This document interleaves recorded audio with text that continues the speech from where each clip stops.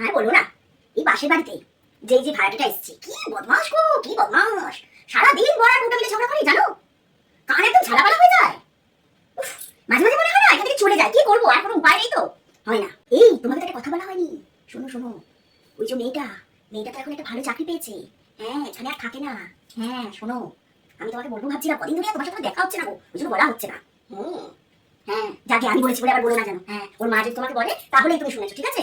হ্যাঁ গো। হ্যাঁ, আমি আবার কারোর সাথে পাশে থাকি না বাবা, আমার একদম ভালো লাগে না এই জিনিসগুলো, এই কথা ওকে ওর কথা তাকে, একদম আমার ভালো লাগে না। না কিরে, কবে এলি?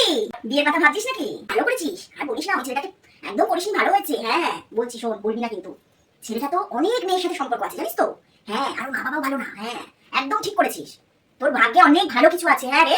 হ্যাঁ, আমি বলছি বলে বলবি না কিন্তু। আমার আবার এই কারোর কথা কারোকে বলতে খুব ভয় লাগে না, যা দিনকাল খারাপ না, আমার সাথে পাশে থাকতে একদম ভালো লাগে না। হ্যাঁ সান্নাল যে, কোথায় যাচ্ছেন? মেয়ের বাড়ি থেকে এলেন নাকি?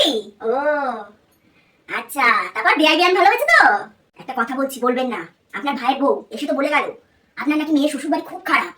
আমাকে বলছে, আমি তো অজ্ঞান হয়ে যাচ্ছি ওর কথা শুনে। কি বলে, এত ভালো আপনারা দেখে দিলেন? হ্যাঁ, আমি ওর কথা একদম বিশ্বাস করিনি। ওর স্বভাবটাই এইরকম। এর কথা ওকে বলা। না না, আপনি আমার অনেক কাছের মানুষ, তাই আমি আপনাকে বললাম। হ্যাঁ, না না, বলবেন না কেন, আবার চলে আসবে ঝগড়া করতে। বাবা, আমার আর ভালো লাগে না এইসব। আমি সাথে পাচ্ছে এমনিতে কারো থাকি না। হ্যাঁ।